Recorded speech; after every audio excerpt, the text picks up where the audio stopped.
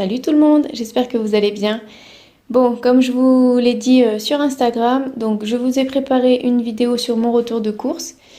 Il va pas y avoir la totalité là en images, mais voilà, j'ai fait les courses ce matin, donc il y a une bonne partie déjà qui a été rangée au frigo et au congélateur. Mais ça n'empêche que je vais vous montrer une petite partie de ce que j'ai acheté, de ce que j'achète en règle générale avec mes indispensables. Et je vais vous en parler un peu plus en détail tout de suite. Allez, c'est parti!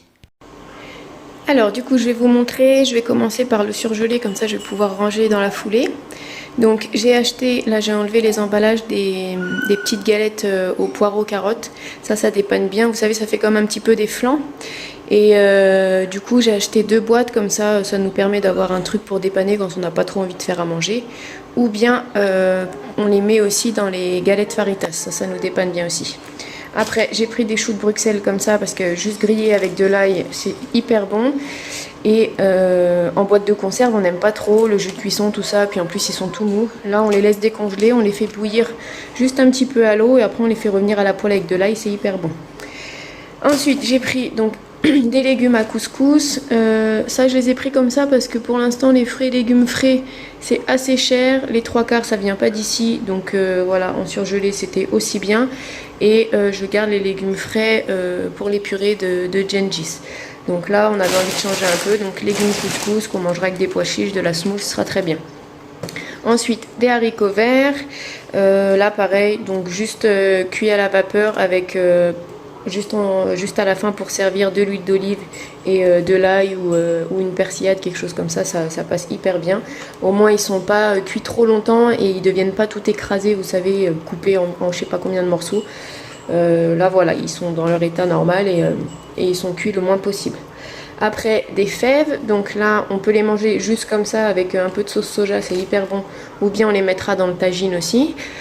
Et ensuite j'ai trouvé donc des galettes, ça c'est sarrasin, boulgour, champignons, c'est des galettes végétales.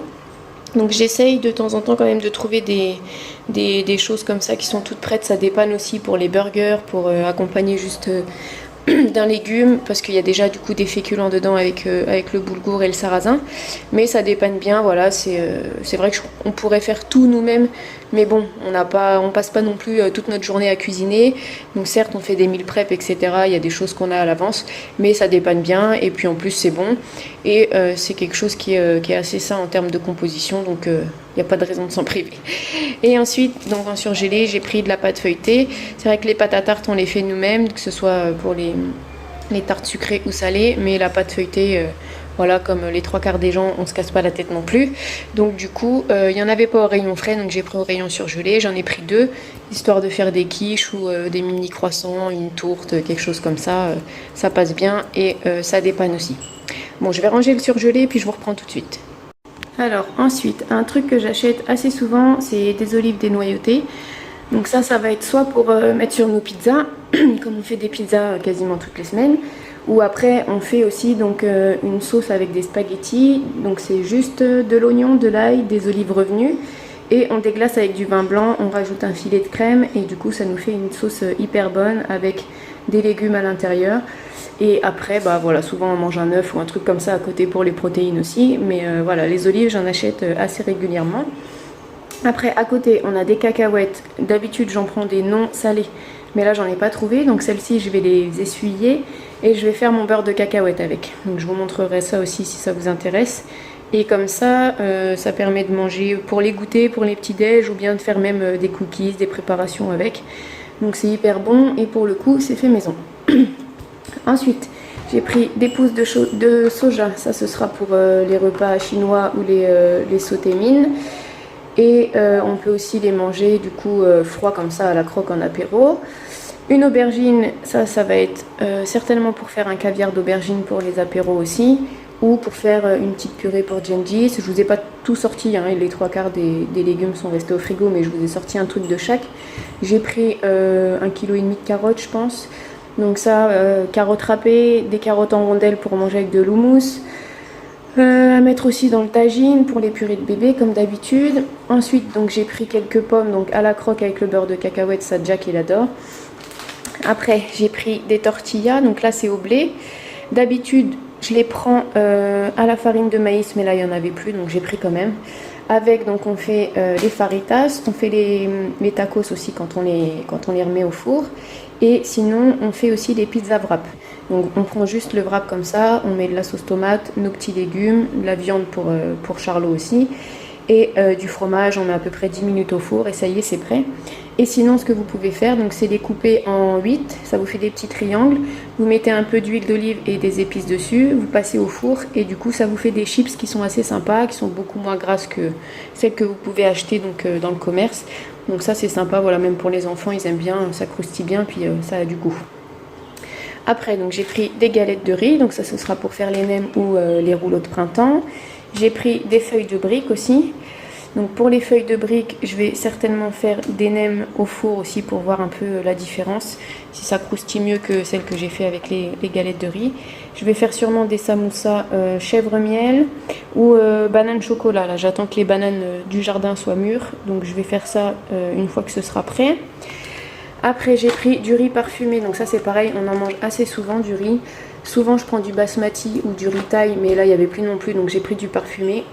Dans tous les cas, on mange quasiment jamais du riz à l'étuvée. Là, on le fait façon créole en mode riz collé et on adore ça. On peut plus manger du riz qui a les grains qui se séparent. Là, c'est plus du tout ce qu'on a dans notre assiette. Ensuite, j'ai pris de la levure boulangère. Là, j'ai pris un gros paquet, c'est tout ce qu'il y avait. Mais en même temps, on s'en sert tellement, que ce soit pour la pâte à pizza, le pain de mie.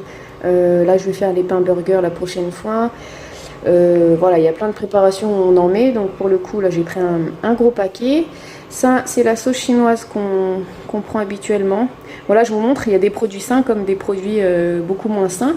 Là-dedans, par exemple, je suis sûre qu'il y a des exhausteurs de goût, du glutamate, des choses comme ça. Mais voilà, on mange 80% de nos produits sont vraiment sains et 20%, bah voilà, c'est un peu comme tout le monde, hein. Il y a des choses sur lesquelles on craque, des choses qu'on adore et qu'on peut pas se passer. Enfin, voilà quoi, la vie de tous les jours. Donc du coup, là c'est la sauce pour les nems ou bien pour mettre sur le riz, ça assaisonne pas mal, c'est sucré salé et pimenté en même temps. Vous pouvez voir à l'intérieur les morceaux de piment, les graines, etc.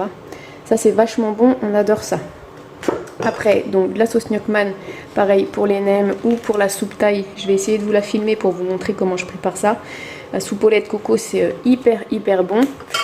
Ensuite, on a du coulis de tomate. Donc je prends ça parce que c'est uniquement la tomate à l'intérieur. Il n'y a pas de sucre, il n'y a pas d'autre chose à ajouter. Donc ça, c'est cool. On fait attention à ça aussi, à ce qu'on achète. Ensuite, j'ai pris donc de la levure maltée. Donc ça, pour ceux qui ne connaissent pas, ça a un petit goût de fromage en fait. Et ça permet, pour ceux qui ne mangeraient pas de produits laitiers ou qui seraient intolérants, de pouvoir préparer, donc que ce soit des quiches, de mettre sur leurs pâtes, de préparer voilà, quelques petites préparations comme ça à base d'œufs, comme des flancs, des choses assez simples, mais de donner un espèce de goût de fromage. Bon, c'est sûr, c'est pas du gruyère râpé, ça n'aura pas le même goût, mais ça parfume vraiment avec un petit goût de fromage qui est assez sympa. Et en plus de ça, c'est riche en nutriments, donc même voilà, parsemé sur des pâtes, même pour ceux qui mangent du fromage, en plus du fromage, mis sur de la salade, sur de la soupe, sur des tartines, c'est assez sympa. Et ça vous apporte toujours quelque chose en plus en termes de nutriments. Des fois, il ne faut pas grand chose, mais rajouter un petit ingrédient comme ça, des graines de chia, des graines de tournesol, des graines de courge, ça vous ajoute tout de suite un peu de protéines, un peu de calcium, et au final, c'est pas grand chose, mais voilà, il suffit pas forcément de cuisiner comme un grand chef pour manger sainement, il faut manger simplement, mais rajouter des petites choses par-ci par-là, ça suffit à améliorer la qualité de votre plat. Après, je vous ai pas tout sorti, il y a des choses dans le frigo quand même, hein. Là, j'ai pris un paquet de yaourts. J'ai pas trouvé de végétal au prix qui me convenait, donc j'ai pris des yaourts classiques. Des pois chiches, donc pour faire le houmous ou pour mettre dans le tagine. Des haricots rouges, ça c'est pour faire un chili sans viande. Ou bien pour faire la salade mexicaine qu'on aime bien aussi.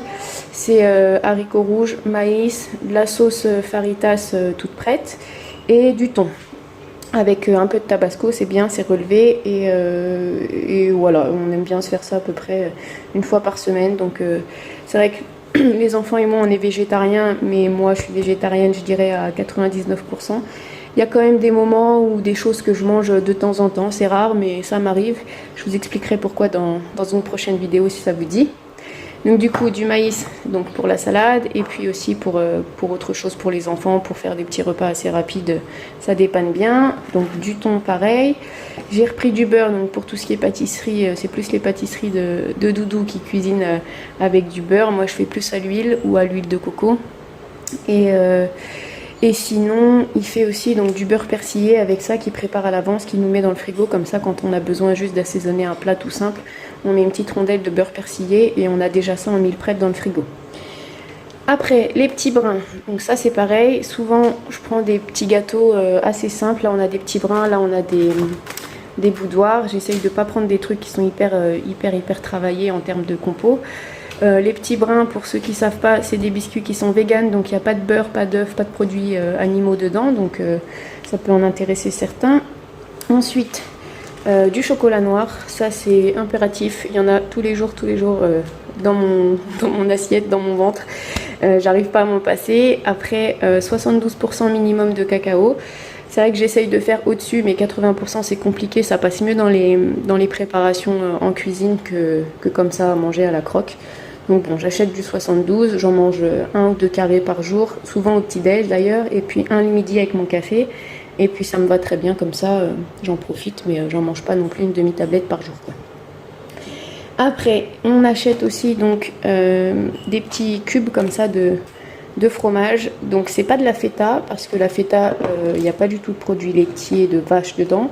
Là, il y en a un petit peu, mais en fait, je me suis rendu compte que je préférais donc ce produit-là qui va être beaucoup moins fort. Comment dire, enfin, c'est vrai que la feta vraiment pure que au lait de brebis, c'est vachement fort en goût. Je pense que vous avez déjà goûté. Et là, pour le coup, c'est entre deux. Donc, je me suis rendu compte que je préférais ça. En plus de ça, c'est mariné. Donc là, pareil pour les salades, pour fignoler un plat de pâtes, pour mettre dans les lasagnes, ou même sur une soupe, voilà, comme ça, saupoudrée au dernier moment. Ça permet d'ajuster et puis de donner un petit goût sympa. Après, j'ai trouvé des dattes. Là, je suis contente parce que la dernière fois, avec le ramadan, du coup, j'avais pas trouvé. Donc là, j'ai réussi à en avoir. Donc ça, je m'en sers comment? Je fais les boules d'énergie aussi avec. Là, je vous ai posté la vidéo hier. Ou bien, je la coupe en deux et je la garnis de beurre de cacahuète tout simplement. Un petit filet de chocolat par-dessus, vous mettez au frigo. Et vous avez un goûter hyper sain, même si c'est assez calorique, voilà, parce que les dattes, c'est calorique et c'est sucré, etc. Mais vous avez quelque chose de sain, de naturel. Par contre, faites attention, parce que regardez bien la liste des ingrédients, parce que les 3/4 du temps, il y a du sirop de glucose, je crois.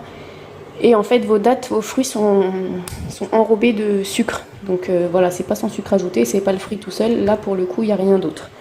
Ensuite, donc j'ai pris du sirop d'agave. D'habitude, je prends du sucre complet, du sucre de canne complet ou bien du rapadouras. Mais là, voilà, pareil, en ce moment, j'arrive pas à trouver exactement tout ce que je veux. Donc j'ai pris du sirop d'agave. L'indice glycémique est plus faible que du sucre normal. Dans tous les cas, j'essaye toujours de ne pas prendre de sucre blanc. Et là, au moins, vous gardez des nutriments, des vitamines, des minéraux. Donc, même si vous mangez quelque chose de sucré, ça vous apporte quand même quelque chose en termes de nutriments. C'est pas un aliment à calories vides. Donc voilà, j'essaye de faire attention à ça aussi.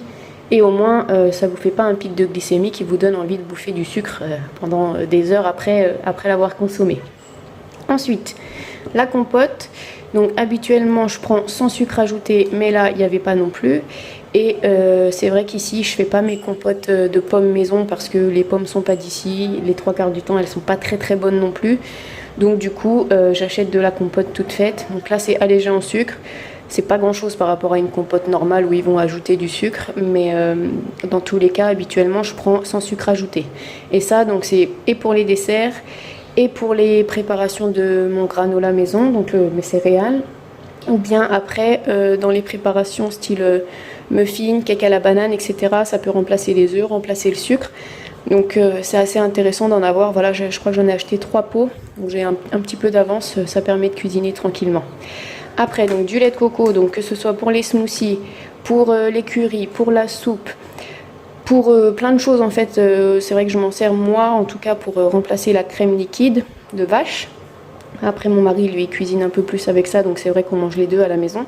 Mais moi, j'aime bien avoir toujours du lait de coco, donc pour préparer les plats asiatiques et pour les smoothies, etc. Enfin, c'est pratique. On peut faire pas mal de choses avec ça.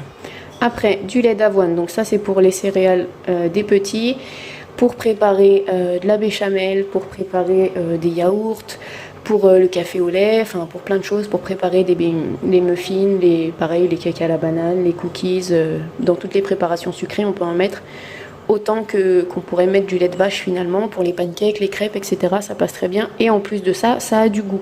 Donc ça ajoute un petit goût si vous aimez en tout cas. Après vous avez du lait de riz, du lait de soja, soja à la vanille.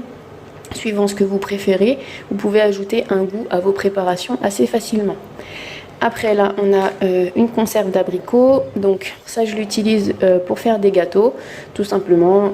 Les 3/4 du temps c'est un gâteau au yaourt ou un gâteau dans lequel on ajoute de la poudre d'amande. Et du coup on enlève le sirop et on fait un gâteau tout simple pour les enfants. Après voilà, certes il y a du sucre, mais en même temps ici on ne trouve pas d'abricots. Et encore moins quand il y en a, ils sont vraiment pas bons parce qu'ils viennent de métropole, mais ils sont cueillis, je pense qu'ils doivent être encore verts et durs comme des cailloux. Donc du coup ça dépanne. C'est vrai que bon bah c'est pas un produit hyper sain, mais en même temps bah, il y a des choses voilà entre guillemets qui nous manquent. Et à côté de ça bah, ça permet de changer et de faire découvrir aussi des goûts aux enfants qui sont pas d'ici quoi. Après j'ai pris des Oreos. Donc ça, Charlot voulait faire une recette de gâteau avec, mais j'ai pas trouvé tous les ingrédients, donc pour l'instant je vais les laisser de côté. En même temps, les enfants ils aiment bien ça, donc ils en mangeront aussi. Et ça, c'est comme les petits brins, c'est des gâteaux qui sont véganes, donc pareil. Là, c'est fait avec de la lécithine de soja, je crois, donc pas de beurre, pas d'huile. Donc du coup, ça va rester un peu au placard. Ensuite, donc j'ai pris des bonbons aux enfants. Et pour papa aussi. Et ça c'est pareil, donc c'est pas un produit sain, mais voilà, comme tous les enfants, ils mangent des bonbons. Enfin, comme presque tous les enfants, je pense. Et puis voilà quoi, c'est pas un drame s'ils en mangent de temps en temps, faut juste pas en abuser. Et voilà, faut pas non plus dramatiser s'ils mangent un bonbon de temps en temps quoi. Et là donc on a la poudre d'amande, donc ça donc on s'en sert pour faire les muffins. Vous pouvez les prendre aussi pour faire les cookies. Pour faire les pancakes, moi du coup je mélange aussi avec la farine, je fais moitié-moitié, comme ça ajoute un peu plus de moelleux, ça ajoute du goût. Et en plus de ça, ça vous ajoute un peu de nutriments parce que voilà, dans la farine il n'y a pas forcément grand chose. Donc là c'est intéressant d'avoir ça en plus. Et super, merci Ida. Et du coup on s'en sert aussi donc, pour faire la frangipane maison. Quand on fait des crêpes, on mange des crêpes à la frangipane chocolat. Donc on s'en sert aussi avec ça. Donc voilà à peu près tout ce que j'ai acheté. Il en reste un peu dans le frigo, donc il y a la charcuterie que je vous ai pas sortie. Voilà, il y a du jambon cru, du bacon, de la rosette et du blanc de poulet. Ça va servir pour faire des tartines un peu façon anglaise et puis pour faire les galettes de sarrasin. Ensuite, j'ai acheté aussi du camembert, de la cancoyote, du parmesan. Il y a 2-3 fromages comme ça qu'on mange pendant toute la semaine, quoi. Je veux dire, on n'en mange pas forcément tous les jours, mais j'ai acheté du gruyère râpé aussi pour faire les pizzas. Et puis sinon, je vous ai pas montré aussi, mais j'ai acheté des oignons, de l'ail, de la farine, du sucre brun pour faire de la pâtisserie un petit peu. Et puis voilà quoi, à peu près tout ce que j'ai acheté. J'ai acheté du lait aussi de vache normal. Enfin, tout ça pour vous dire que, voilà, vous voyez, c'est assez varié. Il y a des choses animales comme végétales. Je suis plus extrémiste en tout cas par rapport à tout ça. J'essaye de faire attention au maximum à ce qu'on mange et qu'on mange pas non plus des produits animaliers tous les jours. Mais dans tous les cas, vous voyez, il y a du trash, il y a du beaucoup moins trash. Il y a des produits très sains comme du beaucoup moins sain, mais j'en fais pas un drame, j'en fais plus un drame en tout cas. C'est important voilà, maintenant de trouver un équilibre et d'inculquer ça aux enfants. Surtout aux enfants parce que c'est leur éducation qui va leur permettre de faire leur choix voilà, après quand ils seront grands. Donc voilà à peu près le retour de course d'hier. Bon, j'espère que ça vous aura plu. Je vous laisse avec la vidéo et je vous dis à plus tard pour un prochain sujet. Salut!